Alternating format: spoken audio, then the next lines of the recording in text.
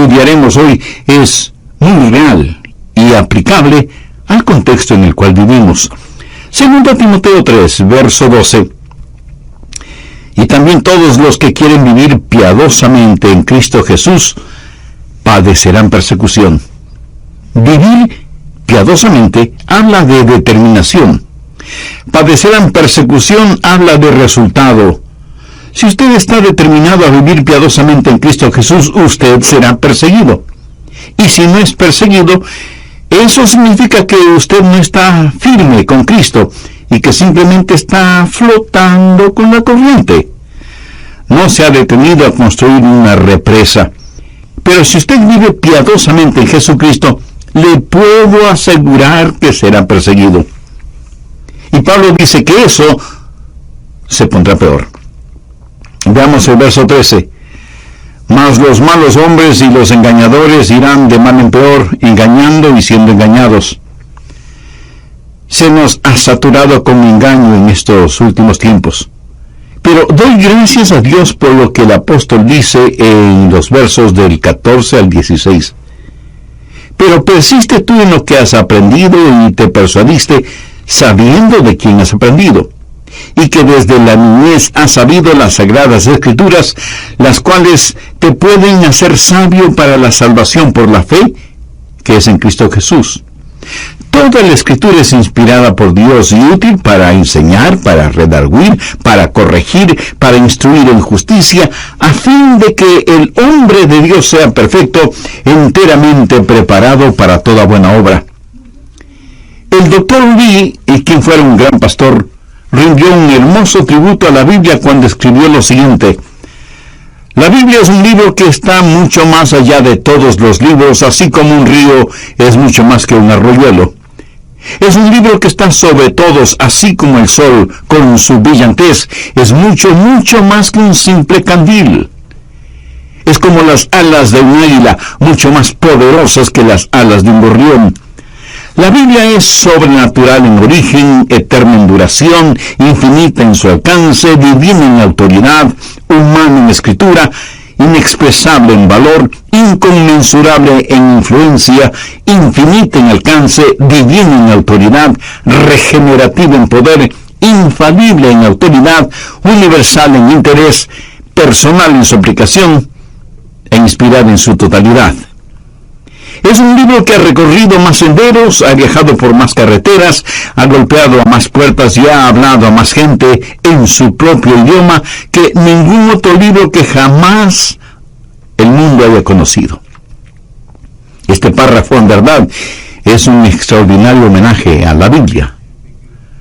Pablo le dijo a Timoteo: desde la niñez has sabido las sagradas escrituras, las cuales te pueden hacer sabio para la salvación por la fe que es en Cristo Jesús. Y luego el apóstol procede a dar esa gran declaración acerca de la inspiración de las Escrituras. Toda la Escritura es inspirada por Dios y útil para enseñar, para redarguir, para corregir, para instruir en justicia, a fin de que el hombre de Dios sea perfecto, enteramente preparado para toda buena obra. Pablo dice, en primer lugar, que toda Escritura es inspirada por Dios. No solo una parte o ciertas partes de la Biblia son inspiradas por Dios. Toda la Escritura es inspirada por Dios. Bien podemos decir que la Biblia es el aliento de Dios. Y es muy importante que entendamos esto. En Mateo 4:4 leemos: escrito está, no solo de pan vivirá el hombre, sino de toda palabra que sale de la boca de Dios. ¿Qué nos dice esto acerca de la inspiración divina? Primero, que no es una inspiración parcial. En nuestra convención bautista tuvimos un gran argumento sobre la palabra de Dios, argumento que duró 20 años. Había quienes decían que la Biblia no era la palabra de Dios, sino que contenía la palabra de Dios. Pero muy seductivamente decían que la verdad en la Biblia era verdad. Bueno, la verdad de un manual de cortadora de césped es verdad. Esas eran palabras sin sentido. Toda la Escritura es inspirada de Dios. Luego se hablaba de inspiración progresiva. Los teólogos liberales decían, por ejemplo, que el Antiguo Testamento no es inspirado como lo es el Nuevo Testamento, y que la Biblia es más y más inspirada a medida que se recibe más iluminación. No y no. Usted tiene revelación progresiva, pero no inspiración progresiva. Y cualquier capítulo de cualquier libro del Antiguo Testamento es tan inspirado como cualquier capítulo de cualquier libro del Nuevo Testamento. Toda la Escritura es inspirada, aunque hay porciones que no son tan inspiradoras. Por ejemplo, ¿quién puede sentirse inspirado leyendo las genealogías? ¿Cuánta inspiración puede usted obtener al leer una guía telefónica? No hay tal cosa como inspiración parcial o como inspiración progresiva. Lo que sí hay es inspiración plena, que sencillamente significa que toda la Escritura es inspirada por Dios. Y esto incluye la inspiración verbal. Algunos dirán, los pensamientos son los inspirados, pero no las palabras. Amigo, nadie puede saber que usted tiene pensamientos a menos que los exprese con palabras. Es como decir que se puede estudiar matemáticas sin necesidad de usar números. ¡Qué tontería!, ¿verdad? La Biblia es inspirada. Las Escrituras son inspiradas. Y porque son inspiradas, son instructivas. Le diré por qué y para qué la Biblia es tan útil. Es útil para la doctrina. ¿Qué es doctrina? Un pequeño niño definió doctrina de la siguiente manera.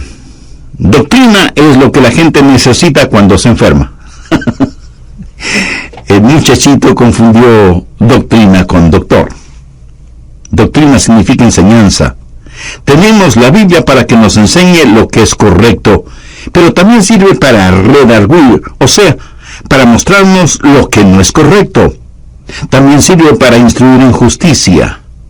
La Biblia nos da lo que es justo, nos muestra lo que es incorrecto, nos dice cómo ser justos y permanecer justos, y nadie puede hacer eso a menos que permanezca en la palabra de Dios. Las Escrituras son instructivas. ¿Qué es lo que hacen las Escrituras? Primero, son instrumentales en la salvación. En el verso 15, Pablo le dice a Timoteo, desde la niñez has sabido las sagradas Escrituras, las cuales te pueden hacer sabio para la salvación. Si usted quiere que la gente crea y se salve, tiene que darles algo en qué creer. Y eso es la palabra de Dios. Y si usted no siembra la palabra, no espere tener una cosecha. Escúcheme, la gente no se salva por su testimonio, ni por sus ideas, ni por sus filosofías. La Biblia dice en 1 de Pedro 1:23, siendo renacidos no de simiente corruptible, sino de incorruptible, por la palabra de Dios que vive y permanece para siempre. Usted puede leerla, puede citarla, pero lo que quiera que haga es la palabra de Dios la que debe compartir con las demás personas para que sean salvas. Por lo tanto, la Biblia es instrumental en la salvación. Segundo, es instrumental en la santificación. Pablo dice que las Escrituras nos han sido dadas a fin de que el hombre de Dios sea perfecto. Esto no significa sin pecado, porque no hay nadie sin pecado. La palabra perfecto, telelos en griego, significa maduro. Dios quiere que crezcamos. Usted nunca será un cristiano maduro y fuerte hasta que se sumerja en la palabra de Dios. Tercero, es instrumental en el servicio. Mire lo que dice el verso 17, a fin de que el hombre de Dios sea perfecto, enteramente preparado para toda buena obra. La idea aquí es la de un soldado y su equipaje cuando va a la batalla. Dios no le envía a la batalla desarmado. Él le da lo que necesita para que le sirva. Y siendo que todas estas cosas son verdaderas, déjeme decirle cómo tener fe en la palabra de Dios. Al respecto, quiero compartir con usted 3 razones básicas. Primera, nuestra fe está enraizada en la evidencia. Cuando yo era un niño, se me dijo que la Biblia era la palabra de Dios, y lo creí. No debido a ninguna evidencia, sino porque así me lo dijeron. Y eso está bien, es bueno.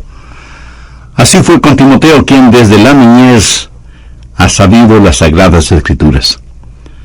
Siendo niño, le dijeron que crea en la Biblia. Y es así como la mayoría de nosotros llegamos a conocer y a creer en la Biblia. Nuestros padres o madres o nuestro pastor o el profesor o profesora de la escuela dominical nos enseñaron que la Biblia es la palabra de Dios y lo creímos. Pero usted va a descubrir que en nuestro mundo actual va a necesitar otras razones para creer en la Biblia. Ahora, la fe tiene sus raíces en la evidencia. Nuestra fe no es una fe ciega. La verdadera fe está anclada en la evidencia. La fe ciega en realidad no es fe, es superstición. La verdadera fe es la unión de la revelación y la confianza en esa revelación. Si alguien me dice que crea en algo, yo preguntaré por qué. Y si me responden, solo crea, eso, mi amigo, no será una buena razón para mí. ¿Cuáles son las evidencias de que la Biblia es la inspirada palabra de Dios? Bien, piense por ejemplo en la evidencia histórica de la Biblia. La Biblia está llena de historias extraordinarias. ¿Son solamente fábula? ¿O en realidad sucedieron? Un gran erudito escocés, Sir William Ramsay, fue una verdadera autoridad en geografía e historia, especialmente relacionadas con Asia Menor. Y tenía, además, un conocimiento académico de la Biblia. En verdad, él nunca había estudiado la Biblia, pero estaba convencido de que no era más que un libro de fábulas. Y al describir el libro de los Hechos, esto es lo que Sir William Ramsay dijo: el libro de los Hechos es un intensamente imaginativo y colorido relato del cristianismo primitivo. En otras palabras, el libro de los Hechos no es un hecho. Y este eminente historiador y geógrafo se fue a Medio Oriente con la intención de probar que el doctor Lucas, quien escribió el libro de los Hechos, estuvo completamente equivocado. Ramsay realizó muchos y profundos estudios y al final escribió un libro titulado El amado médico. Y en ese libro, Sir William Ramsay dijo que Lucas fue uno de los más grandes historiadores del mundo. Él cambió por completo su manera de pensar, desarrollando una absoluta confianza en Lucas.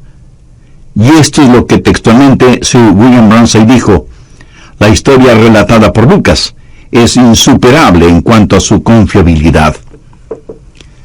Se puede investigar en las palabras de Lucas más que de cualquier otro historiador, y soportarán con firmeza cualquier escrutinio o el más duro tratamiento.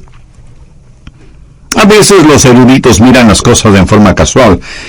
Por ejemplo, pueden decir cosas como esta: el Evangelio de Lucas relata el nacimiento de Jesús, y el capítulo 2 dice que cuando Cirenio fue gobernador de Siria. Esto no puede ser cierto, porque se sabe que Jesús nació antes de la muerte de Herodes. Ahora, recuerde que fue Herodes quien les dijo a los sabios de Oriente que encuentren al niño Jesús. Herodes murió en el año 4 antes de Cristo, así que Jesús tuvo que haber nacido antes del año 4. Pero ellos también tienen los registros históricos y saben que Cirenio fue el gobernador de Siria entre los años 8 y 10 después de Cristo. Por lo tanto, aquí hay un conflicto, y dicen que Lucas fue un historiador descuidado, si es que realmente fue un historiador. Pero, ¿qué es lo que eruditos como Ramsay han descubierto? Ramsay descubrió una inscripción que dice que Cirenio fue gobernador 2 veces. y la primera vez fue el gobernador durante el tiempo del nacimiento de Jesús.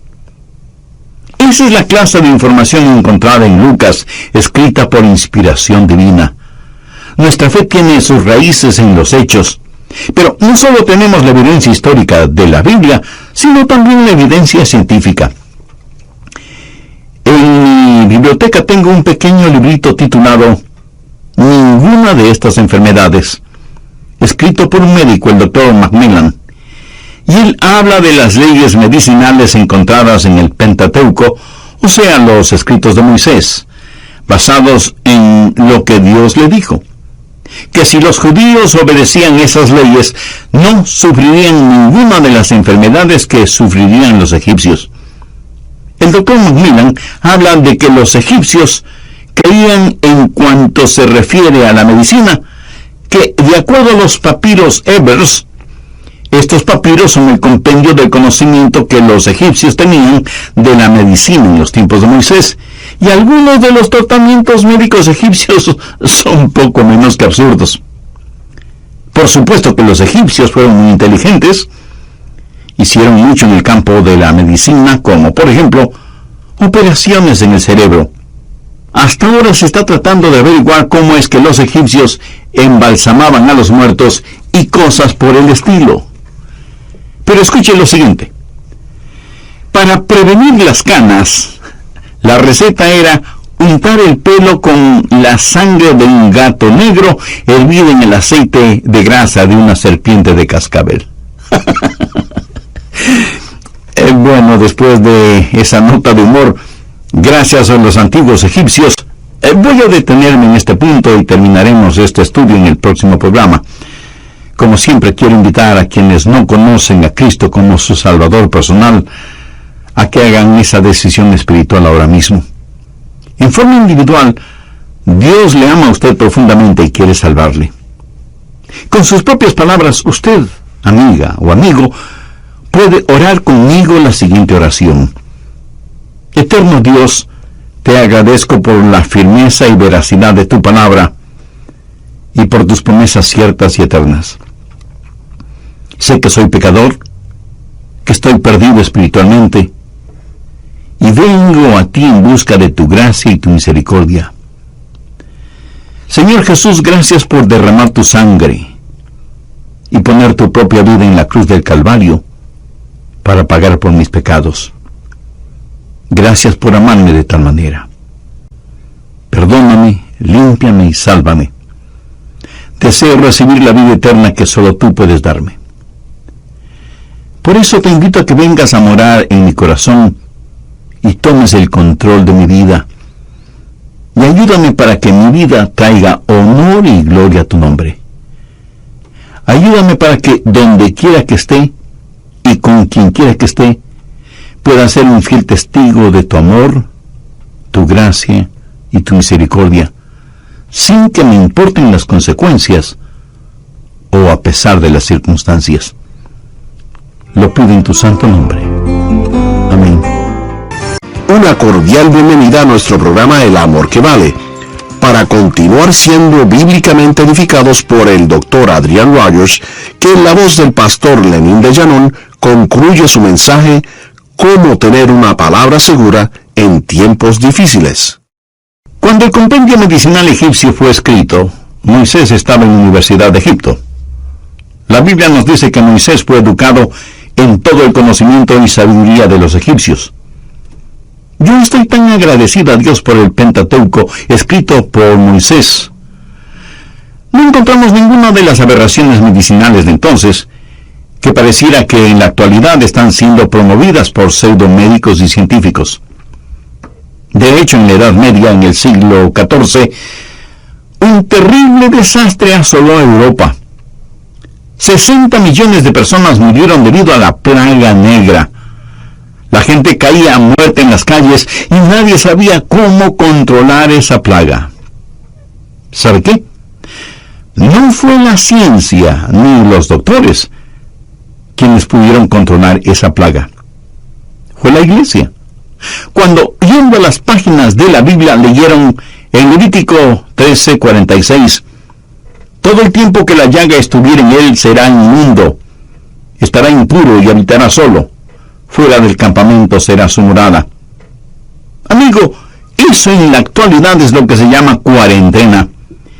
Y aunque eso tiene sentido para nosotros, para ellos en ese tiempo no tenía ningún sentido. Ellos no sabían nada acerca de virus o microbios.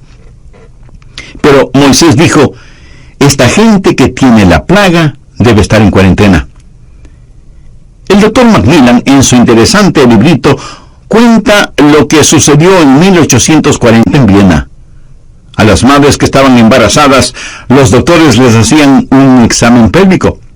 Pero esos mismos doctores habían realizado minutos antes autopsias y pasaban de una a otra labor sin jamás lavarse fuertemente las manos.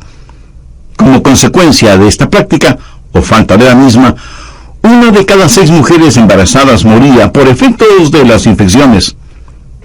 Hubo un doctor de apellido Semmelweis que observó este procedimiento, los doctores yendo de la morgue al cuarto de exámenes de las mujeres y viceversa, una y otra vez. Y el doctor Semmelweis dijo a los doctores, no podemos seguir haciendo eso por más tiempo. Será necesario que se laven y restreguen las manos cada vez que salen de la morgue y van a examinar a las mujeres embarazadas. Y así lo hicieron.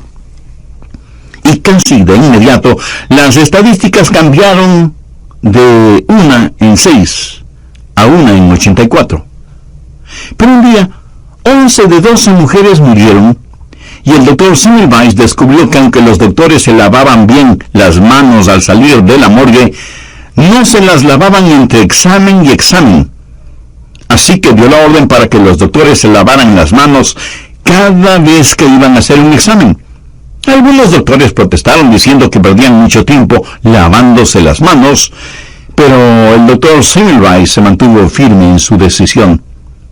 Ahora, con eso en mente, veamos lo que dice Números 19, desde el verso 14. Esta es la ley para cuando alguno muera en la tienda. Cualquiera que entre en la tienda, y todo el que esté en ella será inmundo 7 días. Y toda vasija abierta cuya tapa no esté bien ajustada será inmunda.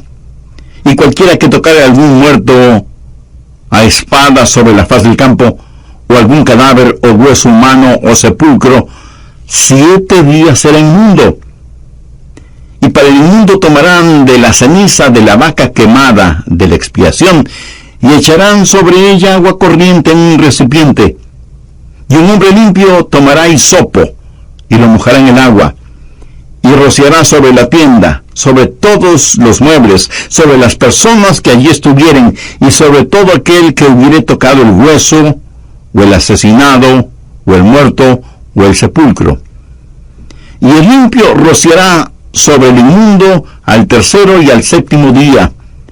Y cuando la haya purificado al día 7º, él lavará luego sus vestidos, y asimismo se lavará con agua, y será limpio a la noche. ¿Qué significa todo esto? En realidad no es más que lo que el doctor Semmelweis dijo a los doctores. Tienen que lavarse las manos con bastante agua, y tienen que hacerlo repetidamente. Debía haber un intervalo de tiempo, sin desinfectantes, para que las bacterias mueran. El cambiarse de ropa, no llevar esa ropa infectada a todas partes, para evitar el infectar a otras personas. Estuve leyendo acerca de William Tyndale, quien tradujo el Nuevo Testamento al idioma inglés. Cuando él comenzó esa labor, fue tan perseguido en Inglaterra que tuvo que ir a Alemania para terminar ese trabajo. Cuando finalizó y llegó el día para poder imprimirlo, vándalos invadieron la imprenta y lo destruyeron todo, y él tuvo que comenzar nuevamente su laboriosa obra. Cuando terminó, él quiso regresar llevando el Nuevo Testamento en inglés a Inglaterra. Puso una gran cantidad de ejemplares en barriles llenos de harina para poder introducirlos de contrabando en Inglaterra, en donde la palabra de Dios comenzó a florecer. Pero como resultado de su trabajo, las autoridades comenzaron a perseguirle, y en 1536 lo arrestaron y lo sentenciaron a muerte. fue ahorcado y quemado. Jesucristo nos dice que en realidad Jesús no cumplió las profecías, que él y sus apóstoles solo hicieron arreglos para aparentar que Jesús fue el cumplimiento de las profecías. ¿Qué cosas tuvo que hacer Jesús para lograr eso? Primero, se las arregló para nacer en Belén. Amigo, usted determinó el sitio en donde iba a nacer. La profecía de Miqueas dice que nacería en Belén Efrata, y así mismo sucedió. Luego, Jesús se las arregló para que el profeta Isaías, 700 años antes de que Jesús naciera, diera detalles precisos de su nacimiento. Ese sí que fue un arreglo extraordinario, ¿no le parece? Luego se las arregló para que el Salmo 22 describiera su crucifixión y la perforación de sus manos y sus pies en un tiempo cuando la crucifixión era totalmente desconocida como castigo capital. La crucifixión fue un invento romano. El apedreamiento era el castigo conocido cuando se escribió el Salmo 22, pero los enemigos de Jesús dicen que él arregló todo eso. Y Jesús arregló el ser crucificado entre dos ladrones, uno a su izquierda y otro a su derecha, como cumplimiento de lo que Isaías profetizó en Isaías 53, y de lo cual leemos en Mateo capítulo 27. Y no debemos olvidar los arreglos que hizo Jesús para que Judas lo traicionara por 30 piezas de plata, exactamente como lo profetizó Zacarías en el capítulo 11, verso 12. Pero el argumento clásico es el siguiente. Dicen que Jesús arregló para que al tercer día él saliera de la tumba, y luego para ser visto por más de 500 testigos. No me digan que eso fue una alucinación. Segundo, la fe anclada en la evidencia va más allá de la evidencia. Dios no tiene que probar nada. Sin embargo, Dios nos da evidencias. Pero llega un momento en que usted debe ir más allá de la evidencia, hacia la fe. Busque Juan 7:16. Jesús está hablando con los que dudaban y les dijo: mi doctrina no es mía, sino de aquel que me envió. El que quiera hacer la voluntad de Dios conocerá si la doctrina es de Dios, o si yo hablo por mi propia cuenta. ¿Qué quiere decir esto? Que si usted rinde su voluntad a Dios, Él se le revelará. Verá, fe no es una respuesta intelectual a Dios. La fe va mucho más allá. Fe es una respuesta moral a Dios. Jesús dijo: mis ovejas oyen mi voz. Si usted quiere conocer la verdad, Dios le hablará desde las páginas de las Escrituras y como resultado usted tendrá fe. Fe no es primordialmente algo intelectual, es algo moral. En Hebreos 3:12 leemos: mirad que no haya en ninguno de vosotros corazón malo de incredulidad. No está hablando de una cabeza vacía, sino de un corazón malo. Usted puede creer si quiere creer. Dios se revelará a aquel que desea entender. Cuando mis ojos están bien, respondo a la luz. Cuando mis oídos están bien, responden al sonido. Cuando mi corazón está bien, responde a Dios. Fe es la respuesta moral a Dios, y Él siempre le dará suficiente evidencia para creer, y le dará su Espíritu Santo para que pueda crecer. Tercero, la misma fe viene a ser su mejor evidencia. Busque el Salmo 34:8. Gustad y ved que es bueno Jehová, dichoso el hombre que confía en Él. Yo nací en la Florida y allí abundan los mangos, y a mí me fascinan los mangos, qué ricos que son, y si usted nunca los ha probado, no sabe lo que se pierde. Ahora, debo reconocer que muchas personas no saben lo que son los mangos. Suponga que alguien le regala un mango. Es una hermosa fruta. Usted puede decir que luce muy bien. Y si huele un mango, dirá que huele bien. Pero entonces pregunta: ¿cómo sé que realmente es bueno? Y alguien podrá responderle, porque los mangos siempre son ricos. Bueno, espere un minuto. Ese mango luce muy bien y huele muy bien, esa es la evidencia. Y cuando alguien dice que los mangos son deliciosos, eso es testimonio. Pero cuando usted come un mango, eso es experiencia. ¿Ha escuchado y recuerda la historia del hombre que nació ciego y que Jesús lo sanó? Los fariseos y los líderes religiosos le preguntaron al ex ciego, ¿quién te sanó? ¿Cuáles eran sus credenciales? Explícanos lo que te sucedió. Y aunque el hombre no lo pudo explicar todo, sin embargo dijo, una cosa sé, que habiendo sido ciego, ahora veo. O sea, este hombre tenía la evidencia en sí mismo.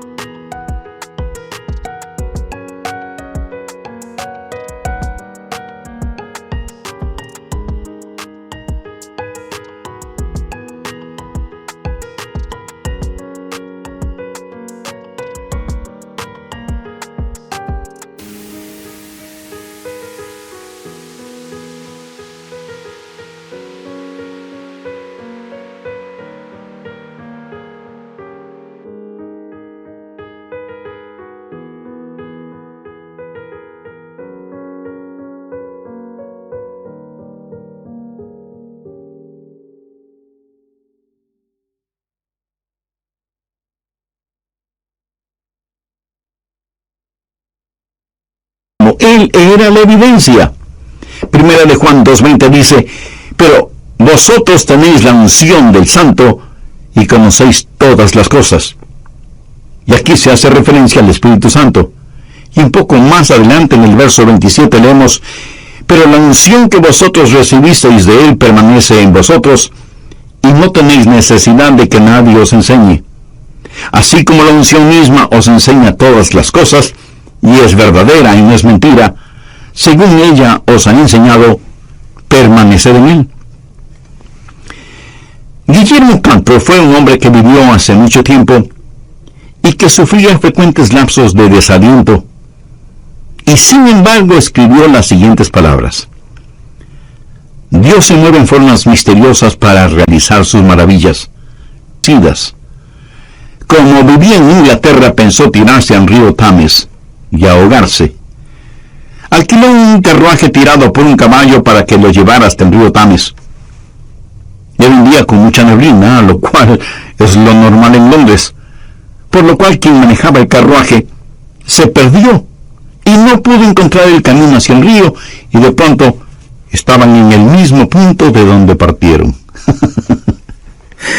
Guillermo Carper se desesperó aún más, compró una pistola, se la puso contra la sien, apretó el gatillo que por alguna circunstancia se trabó y no disparó. Más desanimado todavía, decidió envenenarse. Ingirió un veneno que lo enfermó, pero no le mató. Ya no sabía qué hacer. Y en la habitación del hotel en donde estaba, comenzó a caminar de un lado hacia el otro. De pronto sus ojos ven una Biblia. Nunca antes la había leído. La leyó ávidamente y descubrió al Salvador. Y allí mismo entregó su vida a Jesús. Y entonces escribió: Dios se mueve en formas misteriosas para realizar sus maravillas. Él pone sus pies en el mar y cabalga en la tormenta. Santos temerosos, tengan ánimo. Las grises nubes que tanto temen, llenas están de su misericordia, y se romperán en bendiciones sobre sus cabezas. A lo mejor usted, mi amigo, es un santo temeroso en estos días desesperantes en los cuales vivimos. Aférrese fuertemente a la palabra de Dios, porque, se lo aseguro, la va a necesitar. Y ustedes Padres y madres que me escuchan, es mejor que comiencen a inculcar verdades bíblicas a sus hijos. Estas verdades bíblicas no las van a aprender ni en la escuela, y ni siquiera en las clases de la escuela dominical, porque en ellas solo probarán esas verdades. Piénselo. En promedio, los hijos de padres creyentes asisten 40 domingos a la escuela dominical, de las 52 semanas que tiene el año. Y ya en la clase dominical solo recibirán de 25 a 30 minutos de enseñanza bíblica, o sea, 20 horas al año. ¿Cree usted que pueden llegar a conocer la Biblia con solo 20 horas al año? No. Los periódicos y las revistas no les enseñarán verdades bíblicas, y menos aún el canal MTV. Entonces, ¿cómo van a aprender las verdades bíblicas? Padres y madres, es mejor que comiencen a enseñar la Biblia a sus hijos, porque ustedes están marchando al ocaso de sus vidas mientras que ellos están comenzando la vida. Y cuando piense en esto con relación a sus hijos, no se olvide que a través de ellos usted estará enseñando verdades bíblicas a sus nietos, aunque usted ya no esté presente. Pues vamos a 2 de Timoteo 3, los versos del 13 al 17. Mas los malos hombres y los engañadores irán de mal en peor, engañando y siendo engañados. Pero tú persiste en lo que has aprendido, y te persuadiste, sabiendo de quién has aprendido, y que desde la niñez has sabido las sagradas escrituras, las cuales te pueden hacer sabio para la salvación por la fe que es en Cristo Jesús. Toda la escritura es inspirada por Dios y útil para redarguir, para enseñar, para corregir, para instruir en justicia, a fin de que el hombre de Dios sea perfecto en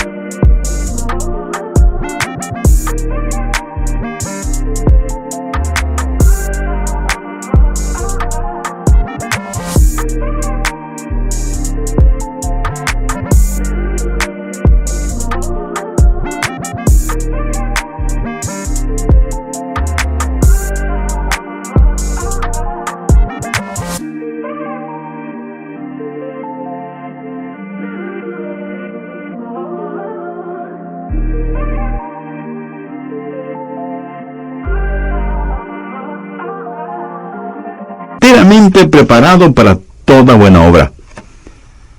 Padres y madres creyentes, hermanos y hermanas en la fe, debemos implorar a Dios que nos ayude a atesorar su palabra en nuestros corazones, que aprendamos su palabra, la obedezcamos, la enseñemos, la prediquemos y la compartamos.